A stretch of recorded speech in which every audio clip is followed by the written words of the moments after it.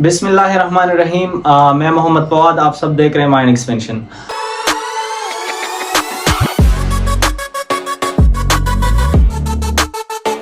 हमने lecture start किया था, एक सीरीज स्टार्ट किया था सेल के बारे में। तो फर्स्ट लेक्चर में हमने सेल को डिस्कस किया था। इस लेक्चर के अंदर हम सेल मेम्ब्रेन को डिस्कस करते हैं। तो सबसे पहली बात कि सेल मेम्ब्रेन क्या है। इसके सेल मेम्ब्रेन को बेसिकली हम सेल मेम्ब्रेन भी कहते हैं, इसको प्लाज्मा मेम्ब्रेन भी कहते हैं, या इसको बायोलॉजिकल मेम्ब्रेन भी कहते हैं। तो ये एक थिन डेलिकेट इलास्टिक ऑर्गन है, यानी थिन है, डेलिकेट है और इलास्टिक है। ठीक है, इसमें क्या है, इलास्टिसिटी भी है।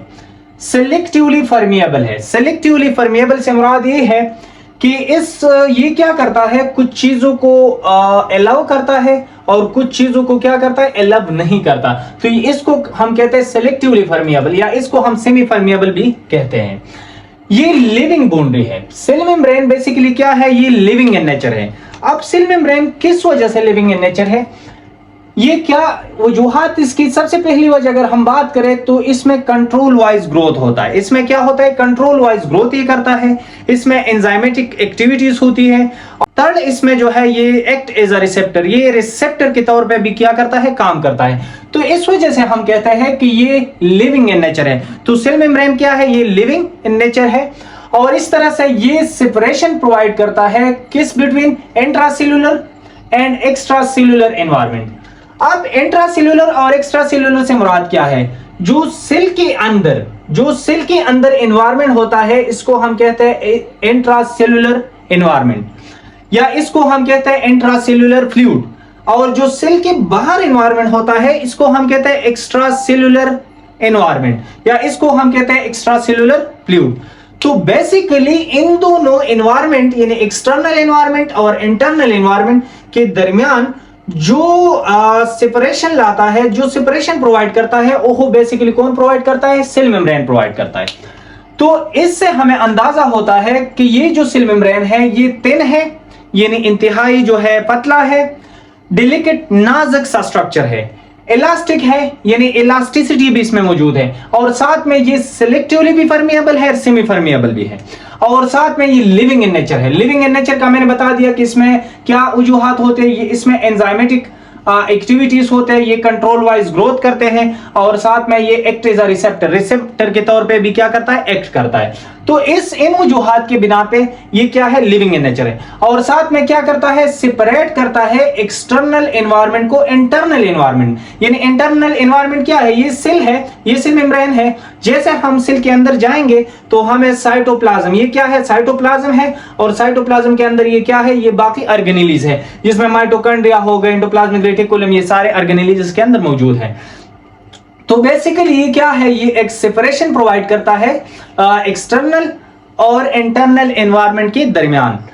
अब हम अगर सेल की कंपोजिशन की बात करें तो सेल जो बेसिकली ये तीन बेसिक चीजों से बने हैं, यानी ये तीन कंस्टिट्यूएंट से बनी है। इसमें सबसे पहला है प्रोटीन, यानी सेल के अंदर 50% क्या होते हैं, प्रोटीन होते हैं। और प्रोटीन भी दो किस्म के, या तो इंट्रांसिक प्रोटीन होंगे या एक्सट्रांसिक प्रोटीन होंगे।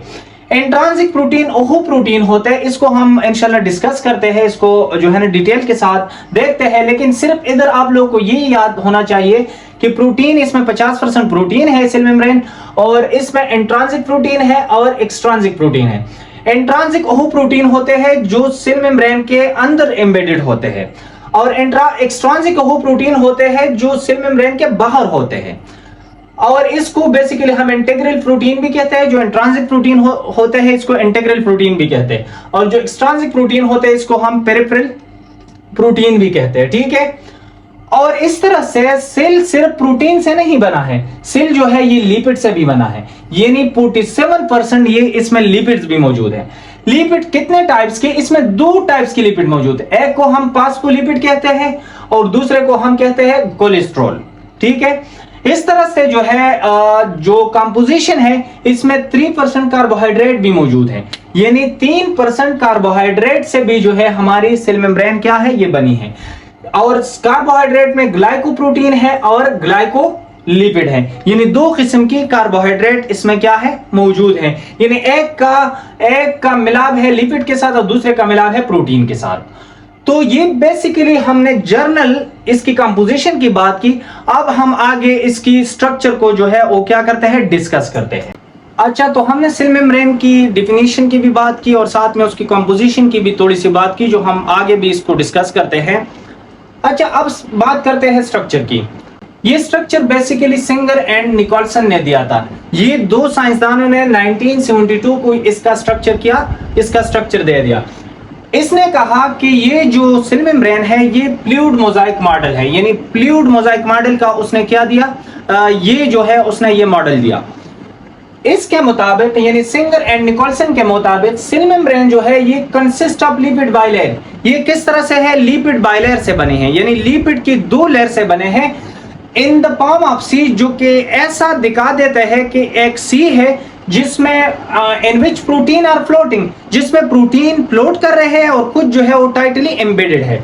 एग्जांपल ये देख लो, ये क्या है, ये फॉर एग्जांपल हमारे साथ है एक सी है और ये सी क्या है, बेसिकली लिपिड है, यानी लिपिड की बाइलेयर है ये सी। और इस सी के अंदर ये क्या है, ये प्रोटीन है और ये प्रोटीन आप कह ले कि आइसबर्ग की तरह है, यानी उसके अंदर जो है आइस है एक ओशन की तरह, ओशन में या सी में। तो ये क्या करती है, ये प्रोटीन क्या करती है, ये फ्लोट करती है, यानी आइसबर्ग की तरह है और क्या करती है, फ्लोट करती है। तो उसने ये मॉडल दिया और इस मॉडल के अकॉर्डिंग उसने कहा कि ये जो सेल मेम्ब्रेन है ये बेसिकली क्या है, किस शक्ल में है, ये लिपिड बाइलेयर, ये लिपिड बाइलेयर पे मुश्तमिल है और इस तरह से है जैसा सी, और उसके अंदर जो है कुछ प्रोटीन क्या करते हैं, प्लॉट करते हैं यानी तैरते हैं, और कुछ जो है इस लिपिड बाइलेयर के साथ क्या है, एम्बेडेड है। तो उसने ये जो है क्या दिया, ये मॉडल दिया जिसको नाम दिया फ्लूइड मोजाइक मॉडल। ये सिंगर एंड निकोलसन ने दिया था 1972 को। यानी फ्लूइड मोजाइक मॉडल, यानी फ्लूइड इन दोनों अल्फाजों का क्या मुराद है, फ्लूइड का मतलब है लिपिड, लिपिड क्या है, इसका मतलब है लिपिड, यानी जो फ्लूइडिटी है, यानी सेल मेम्ब्रेन की जो फ्लूइडिटी है ये बेसिकली लिपिड की वजह से है, जो मैंने इधर बता दिया आप लोगों को एक सी की तरह, क्योंकि ये फ्लेक्सिबल है एंड डायनेमिक है, रिजिड इतना नहीं है, सेल मेम्ब्रेन ना इतना रिजिड नहीं है, यानी ये फ्लेक्सिबल है और डायनेमिक है। तो ये बेसिकली किसकी वजह से है, ये लिपिड की वजह से, यानी फ्लूइडिटी शो करता है। और मोजाइक का मतलब है पैटर्न, इसका इससे मुराद ये है कि इसमें जो प्रोटीन्स और कार्बोहाइड्रेट एंड कोलेस्ट्रॉल है ये बेसिकली क्या है, एम्बेडेड है, या और कुछ जो है वो एसोसिएटेड है लिपिड बाइलेयर के साथ। तो इस वजह से यानी मोजाइक पैटर्न में जो है ये प्रोटीन, कार्बोहाइड्रेट और कोलेस्ट्रॉल ये मोजाइक पैटर्न में मौजूद है लिपिड बाइलेयर के साथ। तो बेसिकली इस स्ट्रक्चर की ये जो डिफिनेशन है इससे मुराद यही है कि सेल मेम्ब्रेन जो लिपिड बाइलेयर पे मुश्तमिल हो इन द फॉर्म ऑफ सी, और क्या करता है, जिसमें प्रोटीन मौजूद हो, कुछ फ्लोट करता हो और कुछ इसके साथ क्या हो, एम्बेडेड हो। तो ये बेसिकली स्ट्रक्चर किसने दिया, सिंगर एंड निकोलसन ने, और इस मॉडल को कहा जाता है फ्लूइड मोजाइक मॉडल। अच्छा, इसका जो सबसे इंपॉर्टेंट कंस्टिट्यूएंट है जिससे हमारी जो सेल मेम्ब्रेन बना है ये बेसिकली है फास्फोलिपिड, यानी जो लिपिड बाइलेयर्स है ये बेसिकली किससे बने हैं, फास्फोलिपिड से बने हैं। फास्फोलिपिड जो है ये क्या है, इसकी अगर हम अरेंजमेंट देखें तो ये इन द फॉर्म ऑफ बाइलेयर्स है। आप ये देख ले, ये क्या है, दो लेयर्स है, किस चीज की, लिपिड की दो लेयर्स है, और ये दो लेयर किस तरह से अरेंज है, यानी बाइलेयर की फॉर्म में अरेंज है। और इसका जो लिपिड का सबसे बड़ा कंस्टिट्यूएंट है वो हमारे साथ है क्या, यानी वो हमारे साथ है फास्फोलिपिड। यानी सेल मेम्ब्रेन की जो लिपिड बाइलेयर है वो बेसिकली फास्फोलिपिड से बना है, यानी एक मेम्ब्रेन ये हो गई और एक ये हो गई, यानी ये दो मेम्ब्रेन, एक ये और एक ये, तो ये दो बन के क्या बनाता है, फास्फोलिपिड बाइलेयर। यानी फास्फोलिपिड बाइलेयर इसलिए कहा जाता है कि it is made of phospholipid. और इसमें अगर देखें तो इसकी जो ऊपर वाली लेयर है इसको हम क्या कहते हैं, इसको हम कहते हैं फास्फोटेडाइल कोलाइन, और इसके जो नीचे वाली लेयर है इसको हम कहते हैं फास्फोटेडाइल सीराइन। और इसके अंदर हमारे साथ कोलेस्ट्रॉल और वो सारी चीजें मौजूद है जो नेक्स्ट में जो है ना हम आगे इसको पढ़ते हैं। अच्छा, अगर हम फास्फोलिपिड के स्ट्रक्चर की बात करें तो इसको हम कहते हैं, ये बहुत इंपॉर्टेंट है, इसको हम कहते थे एम्फीपैथिक मॉलिक्यूल। एम्फीपैथिक मॉलिक्यूल से मुराद ये है ऐसा मॉलिक्यूल जिसका एक स्ट्रक्चर एक्ट करता हो एज अ हाइड्रोफिलिक और एक स्ट्रक्चर यानी एक पार्ट एक्ट करता हो एज अ हाइड्रोफोबिक। यानी इससे मुराद ये है कि जो फॉस्फोलिपिड है इसका जो हेड है ये क्या करता है, ये वाटर लविंग है। हाइड्रोफिलिक से मुराद क्या है, वाटर लविंग, यानी ये वाटर को क्या करता है, एक्सेप्ट करता है, वाटर के साथ इंटरेक्ट करता है, ठीक है, वाटर लविंग है। और इसका जो दूसरा पार्ट है ये हाइड्रोफोबिक है। क्या है, इसका जो टेल है यानी हेड इसका क्या है, हाइड्रोफिलिक है और इसका जो टेल है वो हाइड्रोफोबिक है। और हाइड्रोफोबिक से मुराद क्या है कि ये वाटर को क्या करता है, अवॉइड करता है। क्या करता है, अवॉइड करता है, यानी फोबिया ऑफ वाटर, वाटर से ये क्या करता है, ये डरता है। तो इसका मतलब ये है कि आउटसाइड यानी ये जो हेड है ये वाटर के साथ इंटरेक्ट करेगा, लेकिन ये टेल बेसिकली क्या है, ये इनसाइड है। तो इससे मतलब ये हुआ कि ये हाइड्रोफोबिक इन नेचर है, ये वाटर के साथ इंटरेक्ट नहीं करेगा। और इसका जो हेड है ये फॉस्फेट से बना है और ग्लाइसोरोल से बना है, और इसका जो टेल है ये 2 फैटी एसिड से बना है। तो ऐसा मॉलिक्यूल जो जिसका एक पार्ट एक्ट करता हो एज अ हाइड्रोफिलिक और एक पार्ट एक्ट करता हो एज अ हाइड्रोफोबिक, यानी एक पार्ट वाटर के साथ इंटरेक्ट करता हो और एक पार्ट वाटर को अवॉइड करता हो, ऐसी मॉलिक्यूल को हम कहते हैं एम्फीपैथिक मॉलिक्यूल। क्या कहते हैं, एम्फीपैथिक मॉलिक्यूल।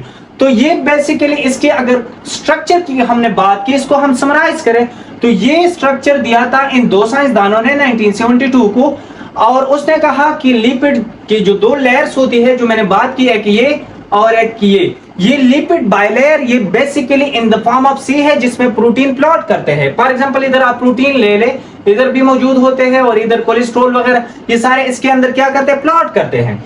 और उसने कहा कि लिपिड के अंदर जो मॉलिक्यूल होता है लिपिड का, उसका बेसिकली क्या है, वो फॉस्फोलिपिड होता है। कौन सी लिपिड मौजूद है, यानी फॉस्फोलिपिड होते हैं। यानी लिपिड के भी डिफरेंट टाइप्स होते हैं ना, फॉस्फोलिपिड, वैक्सीज, मुख्तलिफ किस्म के टाइप्स होते हैं, टर्पेनॉइड्स।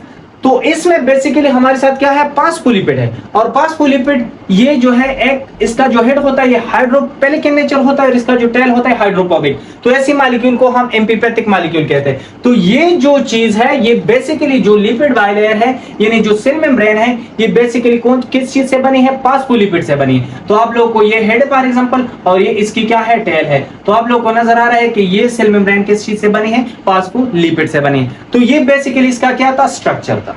अच्छा, हमने जो है जो स्ट्रक्चर की बात हमने शुरू की थी, तो स्ट्रक्चर में हमने फॉस्फोलिपिड की सारी बात की कि फॉस्फोलिपिड बेसिकली क्या है और किस तरह से उसका स्ट्रक्चर था, और ये हमारे साथ सेल मेम्ब्रेन में किस तरह से रूल प्ले करता है और किस तरह से सेल मेम्ब्रेन को बनाता है। लेकिन लिपिड में सिर्फ फॉस्फोलिपिड नहीं होता, इसमें कोलेस्ट्रॉल भी होते हैं, और कोलेस्ट्रॉल लिपिड बाइलेयर में जो है ये भी एम्बेडेड होते हैं। और कोलेस्ट्रॉल का बहुत बड़ा रोल होता है। कोलेस्ट्रॉल क्या करता है, अगर हमारे साथ टेम्परेचर क्या है, टेम्परेचर ज्यादा है यानी हाई टेम्परेचर है, तो इसने क्या है, इसने रिजिडिटी प्रोवाइड करना होगा सेल मेम्ब्रेन को। अगर हमारे साथ टेम्परेचर इंतहाई डाउन है तो इसने फ्लेक्सिबिलिटी प्रोवाइड करना होगा सेल मेम्ब्रेन को, ताकि सेल मेम्ब्रेन जो है इसकी रिजिडिटी यानी ये एक किस्म के डायनेमिक रहे। और इसकी जब ये जो है कभी रिजिडिटी की जरूरत हो तो इसको रिजिड बनाए और फ्लेक्सिबिलिटी की जरूरत हो तो इसको क्या बनाए, फ्लेक्सिबल बनाए। ये बेसिकली क्या था, ये कोलेस्ट्रॉल था जो मौजूद होता है हमारे साथ लिपिड बाइलेयर में। यानी जो हमारे साथ ये क्या है, ये फॉस्फोलिपिड है, इसके अंदर क्या होते हैं, ये कोलेस्ट्रॉल मौजूद होते हैं। अब हमने एक बात की थी कि ये जो सेल मेम्ब्रेन होती है ये basically semi permeable in nature होता है। सेमी परमेबल इन नेचर से मुराद ये था कि ये क्या करता है, ये कुछ फॉर एग्जांपल ये है, ये कुछ चीजों को अलाउ करता है और कुछ चीजों को अलाउ नहीं करता। हमने ये बात की थी। तो अगर हमारे साथ कुछ स्मॉल मॉलिक्यूल्स है, जैसा ऑक्सीजन हो गई, कार्बन डाइऑक्साइड हो गई, ये क्या करता है, ये सेल मेम्ब्रेन को बहुत इजीली क्रॉस कर सकता है। ये देखो, ये क्या है, ये कार्बन डाइऑक्साइड है और ये ऑक्सीजन है। तो ये हमारे साथ लिपिड है, तो ये लिपिड को डिफ्यूजन के थ्रू इजीली क्रॉस कर सकता है। इसमें कोई वो नहीं है कि इसको रोकेगा या इसके लिए कोई और चीज की जरूरत है, बल्कि ये डायरेक्ट क्या होता है, सेल मेम्ब्रेन को क्रॉस कर सकता है। ये स्मॉल मॉलिक्यूल जो होते हैं, जैसा रिस्पायरेशन के थ्रू जो है हमारे साथ क्या होता है, डिफ्यूजन के थ्रू हम सांस लेते हैं और इस तरह से कार्बन डाइऑक्साइड बाहर जाता है और ऑक्सीजन जो है वो क्या सेल के अंदर जाता है। तो ये बेसिकली किसके थ्रू होता है, ये डिफ्यूजन के थ्रू होता है और इसमें ये डायरेक्ट सेल को क्या करता है, क्रॉस करता है। और कुछ लार्जर मॉलिक्यूल्स होते हैं, वो लार्जर मॉलिक्यूल्स डायरेक्ट क्रॉस नहीं होते, उसके लिए हमें जरूरत होती है किसी चीज को कि उसको अंदर लेके जाए।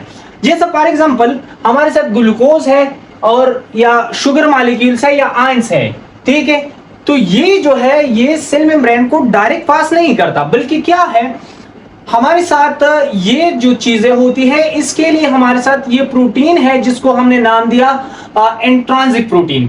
तो ये इंट्रांसिक प्रोटीन के जरिए ये एक्ट करता है एज अ चैनल। क्या किस तौर पे एक्ट करता है? ये चैनल के तौर पे एक्ट करता है। तो ये ग्लूकोज H2O और ये आयंस क्या करता है? इसको अंदर लेकर आता है। ये अंदर किस तरह लेकर आता है? ये पैसिव ट्रांसपोर्ट के थ्रू जो है क्या होता है, इसको अंदर लेकर आता है। और इसमें पैसिव ट्रांसपोर्ट आपको पता है कि ये हायर कंसंट्रेशन से लोअर कंसंट्रेशन में जाना होता है मॉलिक्यूल्स ने, और इसको हम फैसिलिटेटेड डिफ्यूजन भी कहते हैं क्योंकि इस पे कोई एटीपी नहीं लगता। तो ये ग्लूकोज, ये H2O या आयंस, ये बेसिकली प्रोटीन के थ्रू आते हैं। तो लार्जर मॉलिक्यूल ये स्मॉल मॉलिक्यूल डायरेक्ट पास होते हैं और लार्जर मॉलिक्यूल ये किसी खास चैनल्स के थ्रू आते हैं, जो बेसिकली इंट्रांसिक प्रोटीन पे जो है ये चैनल है, ये एक्ट करता है एज अ, ये जो इंट्रांसिक प्रोटीन है ये एक्ट करता है एज अ चैनल, और इसके थ्रू ये सारे जो मॉलिक्यूल्स है, ये लार्जर मॉलिक्यूल, ये क्या होते हैं, ये अंदर आते हैं। लेकिन कुछ जो है हमारे साथ जो एक्सट्रांसिक प्रोटीन होते हैं उस पे वाटर को अंदर लाने के लिए खास जो है ट्रांसपोर्ट प्रोटीन होते हैं, आप कह ले प्रोटीन है वो खास, इसको एक्वापोरिन कहते हैं, यानी एक पोर की तरह होते हैं। और ये बेसिकली क्या करता है, अगर सेल में वाटर की कमी है तो ये वाटर को क्या करेगा, सेल के अंदर लेके जाएगा। इसको क्या कहा जाता है, एक्वापोरिन, यानी एक्वापोरिन ट्रांसपोर्टर के थ्रू कभी कभी जो है वो वाटर क्या करते हैं, स्पेशलाइज हुए है जो सेल के अंदर जो है वो क्या होता है, जाता है, यानी वाटर सेल के अंदर क्या है, एक्वापोरिन के थ्रू भी जा सकते हैं। तो ये बेसिकली हमने क्या किया, हमने स्मॉल मॉलिक्यूल को डायरेक्ट पास किया और लार्जर मॉलिक्यूल एक खास चीज यानी डायरेक्ट पास नहीं हो गई, किसी खास प्रोटीन के थ्रू चले गए। तो ये बेसिकली क्या हो गई, ये सेमी परमिएबल है, यानी परमिबिलिटी इसकी ये नहीं है कि ये जो है ना कंप्लीटली परमिएबल है, बल्कि ये क्या है, ये सेमी परमिएबल हो गई। अच्छा, ये वाटर मॉलिक्यूल जो होते हैं ये भी डिफ्यूजन के थ्रू चले जाते हैं, किसके थ्रू, डिफ्यूजन के थ्रू। लेकिन कुछ जो है जैसा हमारे साथ पंप प्रोटीन्स होते हैं, यानी हमारे जो न्यूरॉन्स होते हैं उससे पास होने के लिए जो सोडियम और पोटेशियम चैनल्स होते हैं उससे पास होने के लिए हमें जो है क्या होता है, हमें ये जो बेसिकली प्रोटीन्स होते हैं ये एक्टिव ट्रांसपोर्ट के थ्रू जो है वो क्या होते हैं, चले जाते हैं, क्योंकि इस पे एनर्जी लगती है, यानी लो कंसंट्रेशन से आपने इसको लेकर आना है हायर कंसंट्रेशन तक। तो अगर लो कंसंट्रेशन से हायर कंसंट्रेशन तक लेकर आना है तो इस पे एनर्जी लगेगी और इसको बेसिकली हम एक्टिव ट्रांसपोर्ट कहते हैं। तो कुछ जगहों पर हमारी जो सेल मेम्ब्रेन होती है उसको एक्टिव ट्रांसपोर्ट की भी जरूरत होती है, जो ये बेसिकली क्या करते हैं, ये परफॉर्म करते हैं, यानी हमारे साथ पंप प्रोटीन यानी पंप चैनल्स होते हैं, सोडियम चैनल्स हो गई या पोटेशियम चैनल्स हो गई, और उसके थ्रू जो है वो चले जाते हैं। तो ये बेसिकली क्या है कि मॉलिक्यूल किस तरह से जो है वो चले जाते हैं अंदर सेल के। तो ये सेल मेम्ब्रेन बेसिकली हमने अब ये सारी बातें इसकी परमेबिलिटी की कि ये किस तरह से सेमी परमेबल है, और हमने बेसिकली फास्फोलिपिड की बात की और साथ में जो है हमने कोलेस्ट्रॉल की भी बात की। लेकिन एक बहुत बड़ी चीज है जिसको हम कहते हैं प्रोटीन, उसके हमने फंक्शन अभी तक डिस्कस नहीं की, क्योंकि जो हमारी सेल मेम्ब्रेन की कंपोजिशन थी यानी वो 50% तकरीबन प्रोटीन पे मुश्तमिल थी। तो प्रोटीन में कुछ हमारे साथ थे एक्सट्रांसिक प्रोटीन और कुछ थे एंट्रांसिक प्रोटीन। यानी एक्सट्रांसिक प्रोटीन जो है वो ऐसे प्रोटीन थे जो एसोसिएटेड थे किसके साथ, यानी लिपिड के साथ एसोसिएटेड थे, और कुछ जो है वो बिल्कुल एक इस जो है लिपिड बाइलेयर से लेकर यानी इस लेयर से लेकर दूसरी लेयर तक बिल्कुल जो है वो कंप्लीटली इसमें मौजूद होते हैं, या एक साइड से दूसरी साइड तक फैले हुए होते हैं, जिसको हम एंट्रांसिक प्रोटीन कहते हैं, जो बिल्कुल मिडिल पे होते हैं, जिसको क्या कहते हैं, एंट्रांसिक प्रोटीन। तो ये जो प्रोटीन्स होते हैं इसका बेसिकली क्या काम होता है, इन प्रोटीन्स का बहुत बड़ा रोल होता है किस चीज में, यानी सेल मेम्ब्रेन के फंक्शन में। ये क्या करता है, इसका अगर हम पहली बात करें तो ये जो प्रोटीन्स होते हैं ये क्या करते हैं, कैटालाइसिस यानी रिएक्शन को स्पीड अप करते हैं, रिएक्शन को एक्सेलरेट करने का काम कौन करता है, ये बेसिकली करता है प्रोटीन्स। सेल मेम्ब्रेन के रिएक्शंस को अगर एक्सेलरेट करना है तो ये बेसिकली प्रोटीन्स करते हैं। प्रोटीन्स हमने बात की कि ये एक्ट एज अ ट्रांसपोर्टर, यानी ये चैनल प्रोवाइड करता है और ट्रांसपोर्टर की तरह भी काम करता है, जो ग्लूकोज या H2 या आयंस इसको भी अंदर लेकर आए, या जो एक्वापोरेंट ट्रांसपोर्टर थे इसने भी जो है ये क्या कर दी, इसने वाटर को जो है अंदर सेल के अंदर लेकर गए। तो ये बेसिकली क्या है, ये बेसिकली हमारे साथ एक्ट करता है एज अ ट्रांसपोर्टर। तो पहला काम उसने कैटालिसिस की, यानी रिएक्शन को जो है कैटालाइज किया, रिएक्शन को तेज किया, और दूसरा काम उसने ट्रांसपोर्टर की यानी ट्रांसपोर्टर का भी एक्ट एज अ ट्रांसपोर्टर भी करता है। इसके बाद ये सेल जो है, इसकी जो सेल की जो शेप होती है इसको भी मेंटेन रखने में क्या करते हैं, प्रोटीन्स हेल्प करते हैं। साथ में इसका काम होता है सेल सिग्नलिंग। ये क्या करता है, सेल को सिग्नल देते हैं, यानी इस पे बेसिकली हमारे साथ प्रोटीन्स पे बेसिकली रिसेप्टर्स होते हैं जो सेल को सिग्नल देते हैं। फॉर एग्जांपल कोई हार्मोन आ रहा है या कोई और केमिकल आ रहा है, तो ये बेसिकली इसके लिए इधर खास जो है क्या होंगे, रिसेप्टर्स होंगे, और ये रिसेप्टर क्या, ये सेल सिग्नलिंग में हेल्प करेंगे, यानी इस हार्मोन को इसने जो है रिसीव करना है या इसको जो है रिसीव नहीं करना, या कौन सी केमिकल को रिसीव करना है। तो इस पे बेसिकली क्या होते हैं, रिसेप्टर्स होते हैं। तो ये जो प्रोटीन्स होते हैं ये सेल सिग्नलिंग के तौर पे भी काम करते हैं, जो बाकी सेल्स को क्या करते हैं, सिग्नल्स करते हैं। एक बहुत इंपॉर्टेंट काम ये करता है कि ये क्या करता है, ये सेल एडहेजन में भी काम करता है। सेल एडहेजन से मुराद ये है कि एक सेल को दूसरे के साथ अटैच करने में या एडहेस करने में, या एडहेजन उसको जो है आपस में कंपैक्ट करने में, मिलाने में भी जो है ये कौन करता है, इसका काम होता है प्रोटीन का। प्रोटीन यानी सेल एडहेजन भी करता है। फॉर एग्जांपल ये एक सेल हो गई, इसको दूसरे सेल के साथ मिलाने का काम किसका होता है, प्रोटीन का होता है। तो इसको अगर इसके साथ मिलाया, फिर इसको इसके साथ, तो ये बेसिकली क्या करता है, ये जो सेल से टिश्यूज बनते हैं, तो ये काम भी सेल एडहेजन के थ्रू होता है, और जिसमें जो मेन रोल होता है, यानी सबसे बड़ा काम ये प्रोटीन प्ले करता है। और इस तरह से हमें पता चलता है कि ज्यादा सेल मिल गई तो टिश्यू बन गए, और टिश्यू से जो है फिर ऑर्गन बनता है। तो ये सेल एडहेजन में भी जो है रोल प्ले करता है। साथ में हमारे साथ जो है कुछ और चीजें होती है जिसको हमने नाम दिया था कार्बोहाइड्रेट, यानी 3% हमारे साथ कार्बोहाइड्रेट भी सेल में मौजूद थे। तो वो जो कार्बोहाइड्रेट थे वो इन the form of glycoprotein and in the form of glycolipid मौजूद होते हैं। यानी ग्लाइकोप्रोटीन से मुराद ये है कि ये जो इंट्रांसिक प्रोटीन पे भी हो सकते हैं या एक्सट्रांसिक प्रोटीन पे भी हो सकते हैं। तो अगर हमारे साथ ये एक्सट्रांसिक प्रोटीन है और इसके ऊपर ये मौजूद है, ये बेसिकली क्या है, ये कार्बोहाइड्रेट है, तो इसने हमने इसको नाम दिया ग्लाइकोप्रोटीन। यानी ये बेसिकली कंजुगेटेड मॉलिक्यूल है। कंजुगेटेड मॉलिक्यूल से मुराद ये है कि दो मॉलिक्यूल जिसके नेचर डिफरेंट हो इकट्ठा हो के कोई मॉलिक्यूल बनाए, जिसको कहा जाता है कंजुगेटेड मॉलिक्यूल। तो ये ग्लाइको यानी ये कार्बोहाइड्रेट से बना है और प्रोटीन से बना है, यानी ये प्रोटीन है और ये कार्बोहाइड्रेट है, तो ये बनाता है ग्लाइकोप्रोटीन। और ये जो है बेसिकली एक्ट करता है किस हवाले से, ग्लाइकोप्रोटीन का क्या काम होता है, ये बेसिकली एक्ट करता है एज अ सेल रिकॉग्निशन में, यानी किसी सेल को इसने रिकॉग्नाइज करना है तो ये भी बेसिकली क्या कौन करता है, ग्लाइकोप्रोटीन करता है। और कुछ जो है हमारे साथ जो लिपिड बाइलेयर होती है, इस पे डायरेक्ट यानी लिपिड के डायरेक्ट ऊपर हमारे साथ प्रोटीन मौजूद होते हैं, जिसको हम नाम देते हैं ग्लाइकोप्रोटीन। यानी इसमें कार्बोहाइड्रेट होते हैं और साथ में प्रोटीन अटैच होते हैं। तो ये इसका काम होता है सेल आइडेंटिफिकेशन, यानी सेल को आइडेंटिफाई करना, सेल को ये बताना कि ये फॉरेन पार्टिकल आ रहा है, या पहला अगर हमारे बॉडी के अंदर कोई फॉरेन इन्वेडर या कोई फॉरेन पार्टिकल आ गई जो हमें पता नहीं चल रहा है कि ये हमारी अपनी सेल है या बाहर की सेल है, तो फिर इसको आइडेंटिफाई करने का काम कौन करता है, ये बेसिकली आइडेंटिफिकेशन इसका करता है ग्लाइकोप्रोटीन। तो ग्लाइकोप्रोटीन जो है ये सेल के आइडेंटिफिकेशन में हेल्प करता है। तो ये दो चीजें हैं जो यानी हमने कहा था कि इसमें कार्बोहाइड्रेट भी मौजूद है। तो कार्बोहाइड्रेट बेसिकली क्या है, इन the form of glycoprotein and in the form of glycolipid, यानी लिपिड के ऊपर होंगे तो ग्लाइकोलिपिड और प्रोटीन के ऊपर होंगे तो हम कहेंगे ग्लाइकोप्रोटीन। तो ये हमने बेसिकली सारी बात की सेल मेम्ब्रेन है ये किस तरह से बाकी जो इसमें प्रोटीन मौजूद होते हैं, इसमें कार्बोहाइड्रेट होते हैं या इसमें लिपिड होते हैं, ये किस तरह से काम करते हैं। अगर हम overall function of the cell membrane की बात करें तो ये सिलेक्टिवली परमेएबल है, ये रिकग्निशन में हेल्प करता है जो मैंने बात की, और साथ में ये कम्युनिकेशन में हेल्प करता है, यानी जो है सेल सिग्नलिंग करती है तो बाकी जो सेल्स होते हैं या उसके साथ ये कम्युनिकेट करता है, किसके थ्रू, ये फंक्शन है सेल मेम्ब्रेन का। और साथ में एंकरिंग करती है, यानी एंकरिंग से मुराद ये है कि ये सेल को जो है एंकरिंग प्रोवाइड करती है, इसको जो है एक जगह, हम एंकरिंग से मुराद ये भी कह सकते हैं कि एक जगह इसको बेंड रखता है। तो ये बेसिकली फंक्शन थी ऑफ सेल मेम्ब्रेन।